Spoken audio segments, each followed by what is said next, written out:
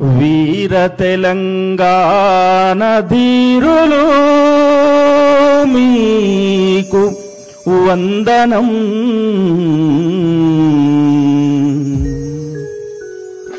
విప్లవాల వెలుగు సూర్యులు మీకు వందనం. వీర తెలంగాణ ధీరులు మీకు వందనం. విప్లవాల వెలుగు సూర్యులు మీకు వందనం. వీర తెలంగాణ ధీరులు మీకు వందనం. విప్లవాల వెలుగు సూర్యులు మీకు వందనం. 6000 అమరవీరులు మీకు వందనం. ఆత్మగల్ల పోరు బిడ్డలు మీకు వందనం. ఎవరున్నా లేకున్నా మీ వెంట ఎవరు రాకున్నా, ఎవరున్నా లేకున్నా మీ వెంట ఎవరు రాకున్నా, తొలికేటలే వేసినారా, పోరు బాటల్లో పయనించినారా. వీర తెలంగాణ వీరులు మీకు వందనం. విప్లవాల వెలుగు సూర్యులు మీకు వందనం. వీర తెలంగాణ వీరులు మీకు వందనం. విప్లవాల వెలుగు సూర్యులు మీకు వందనం.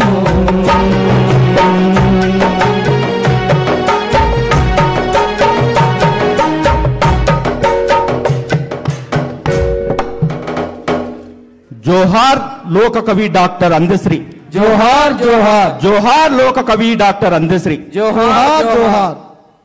అందశ్రీ అన్నకు నివాళులు అర్పించడం అంటే ఒక మనిషికి, మనలో ఉన్నటువంటి మనిషితనానికి ఇవాళ మనము నివాళులు అర్పించుకున్నటువంటి ఒక గొప్ప సందర్భం అనాలనో, ఇట్లాంటి సందర్భం అప్పుడే వచ్చినందుకు బాధపడాలనో అర్థం కాదు. కానీ మరి ఈ అందశ్రీ అన్న ఈ సంస్మరణ సభని ఇంత గొప్పగా ఏర్పాటు చేసినటువంటి మిత్రులు బైరాగి మోహన్ అన్న, మా తరువంజన, కిరణ్ అన్నకి హృదయపూర్వకంగా, సంపత్ అన్నకి హృదయపూర్వకంగా ధన్యవాదాలు తెలియజేస్తూ, చెప్పాలనుకుంటే చాలా విషయాలు ఉన్నాయి.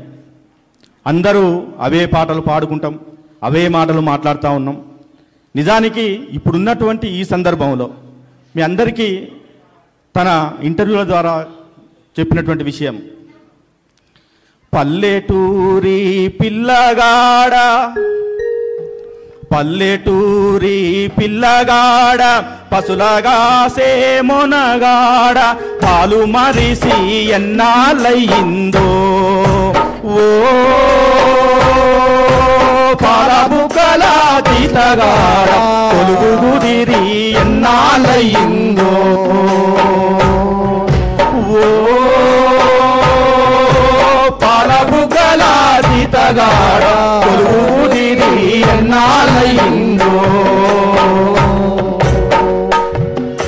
సాలిసాలని సింపులంగి చల్లగాలికి సగము కాలి, కాలిసాలని సింపులంగి చల్లగాలికి సగము కాలి, గోనె సింపు కొప్పెర పెట్టావా, దాని సిల్లులెన్నో లెక్క పెట్టావా. తాటి జగ్గల కాళ్ళ జోడు, తప్పటడుగుల నడక తీరు, తాటి జగ్గల కాళ్ళ జోడు, తప్పటడుగుల నడక తీరు, పాటతో పని లేకుంటయిందా, ఓ పాలబుకల తీతగాడ, కొలుగు కుదిరి ఎన్నాళ్ళయిందో, పల్లెటూరి పిల్లగాడ, పసులగాసే మొనగాడ.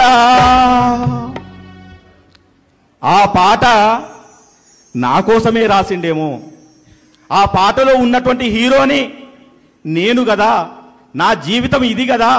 ఇంత గొప్పగా రాసినటువంటి ఈ పాటని చూసి ఇంతకుముందు మన విష్ణుకిషోర్ పాడినటువంటి భక్తి పాటల్ని ఓ పక్కన పెట్టి నా జీవితం ఇది కదా అని చెప్పేసి విప్లవోద్యమం వైపు, ప్రజా ఉద్యమాలకు వచ్చినటువంటి ప్రజాకవి డాక్టర్ అందశ్రీ గారు.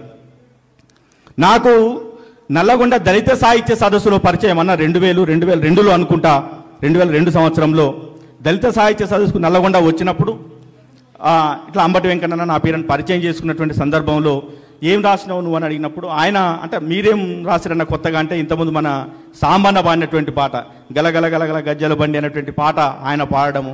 ఆ తర్వాత నేను రాసినటువంటి జీతగాడు జీతగాడమ్మా మా రాజిగాని రాత రాసిన దేవుడెవడమ్మా, జీతగాడు జీతగాడమ్మా మా రాజిగాని రాత రాసిన దేవుడెవడమ్మా,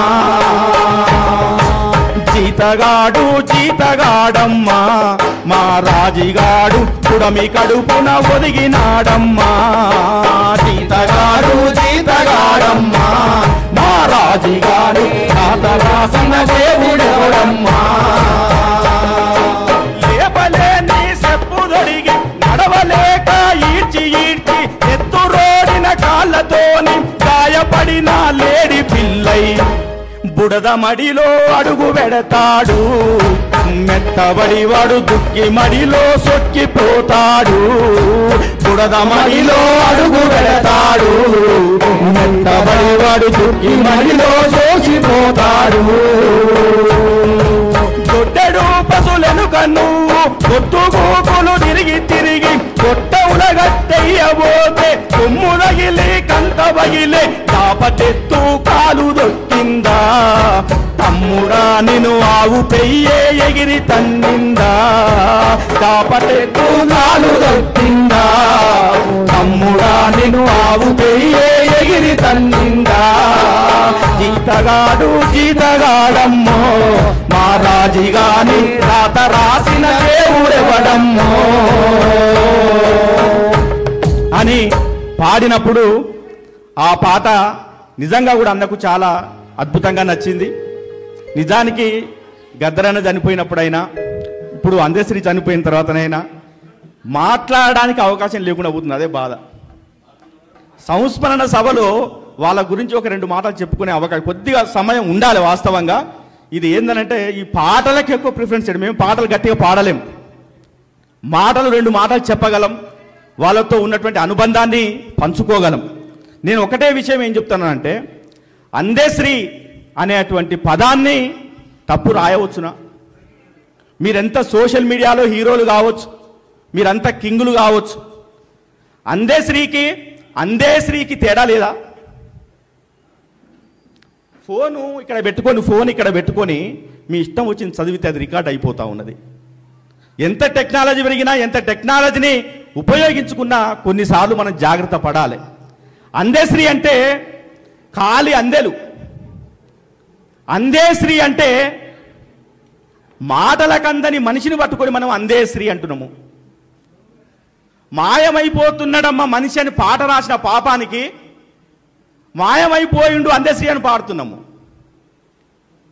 ఏమి జ్ఞానం ఇది? మాయమైపోతున్నాడు అందశ్రీయా? ఆయన పదాల్లో ఆయన జీవితం ఉన్నది, ఆయన పదాల్లో ఏమున్నదో ఆయన అట్లా బతికిండు, ఆయన పదాలలో ఏం రాసిండో ఈ సమాజం అట్లా ఉండాలని కోరుకున్నాడు. అది కదా మాయమైపోతున్నాడమ్మా మనిషన్నవాడు, మాయమైపోతున్నాడమ్మా మనిషన్నవాడు, మచ్చుకైనా లేడు చూడు మానవత్వం ఉన్నవాడు, నూటికో కోటికో ఎక్కడో ఒక్కడు యాడ ఉన్నడు రాని కంటికి కనరాడు, మాయమైపోతున్నాడమ్మా మనిషన్నవాడు, మచ్చుకైనా లేడు చూడు మానవత్వం ఉన్నవాడు, నిలువెత్తు స్వార్థము నీడలా వస్తుంటే చెడిపోట ఏమైతడమ్మా, నిలువెత్తు ఉంటడమ్మా, ఆత్మీయ బంధాల ప్రేమ సంబంధాల దిగదారుతున్నాడో యమ్మా, అవినీతి పెనువాస అంధకారములోన చిక్కిపోయి రోజు శిథిలమవుతున్నాడు, మాయమైపోతున్నాడమ్మా మనిషన్నవాడు, నచ్చుకైనా లేడు చూడు మానవత్వం ఉన్నవాడు. ఆలోచించినటువంటి వాడు, మనిషి అంటే పిడికడి మట్టి అని చెప్పినటువంటి వాడు.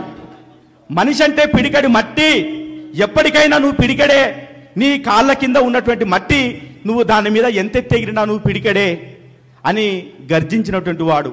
కాలం కరవాలం కాకున్నదేది నీకు ఆహారం అన్నాడు. చలనం సంచారం చేరాలిరా జీవన తీరం అన్నాడు. చివరికి నదిలాగా, నది మీద రాసినటువంటి పాట. నది, అందశ్రీ అంటే ఒక ప్రవహించే నది, అందశ్రీ అంటే ఓ ప్రవహించే నది. నది నడిచిపోతున్నది, నన్ను నావవైరమ్మన్నది. నది నడిచిపోతున్నది, నన్ను నావనైరమ్మన్నది.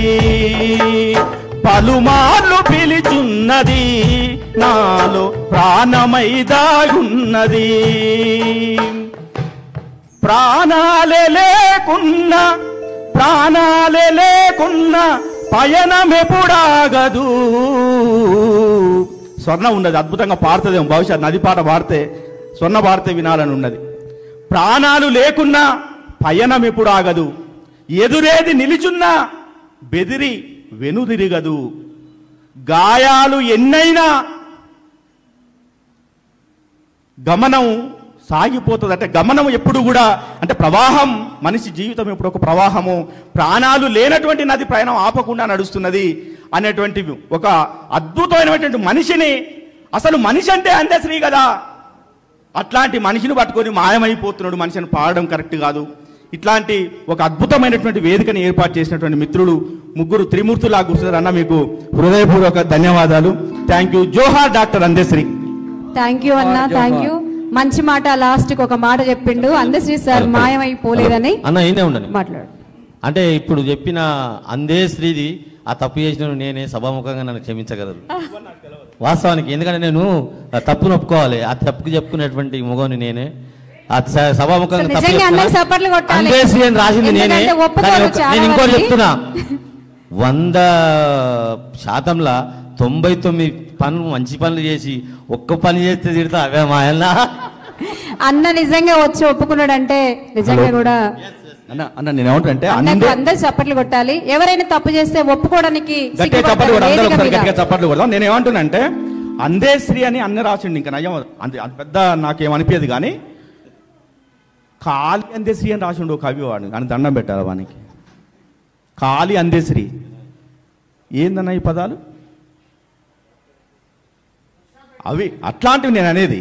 ఎందుకంటే ఒక విశ్వవిద్యాలయం చేయాల్సినన్ని పాటలు ఒక పశువుల కాపరి, ఒక మామూలు జీతం ఉండి రోజు పాశిపువ్వ తిన్నటువంటి వాడు, ఉప్పిడి ఉపాసం ఉన్నటువంటి వాడు ఇవాళ విశ్వవిద్యాలయాలను శాసించేటువంటి పాటలు, తత్వగీతాలన్న ఒక్కొక్క తత్వము.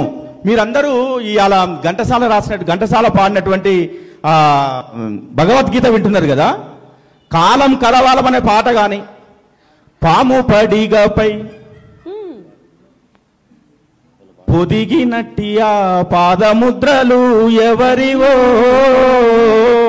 పాడే కోయిల పాటలోన ఆ పాత మధురిమా ఎవరిదో. రోజు పొద్దున్నే వినాల్సినటువంటి పాటలు, భగవద్గీతలు కాదు. మీరు ఈ పాటలు వింటే తెలుస్తుంది. అంటే ఒక ఏమి చదువుకున్నటువంటి వాడు ఇంత తత్వాన్ని, ఇంత జీవన సారాన్ని తన పాటల్లో రాసిండా అనేటువంటి విషయాన్ని మీకు అర్థమవుతుంది. చెప్పాలంటే చాలా సబ్జెక్ట్ ఉన్నది. మనలో చాలా మంది ఉన్నారు, అద్భుతంగా పాడే వాళ్ళు ఉన్నారు. వాళ్ళందరికీ కూడా శిరస్సు వంచి నమస్కరిస్తున్నాను. ఈ వేదికను ఏర్పాటు చేసిన అందరికీ కూడా ధన్యవాదాలు. Thank you.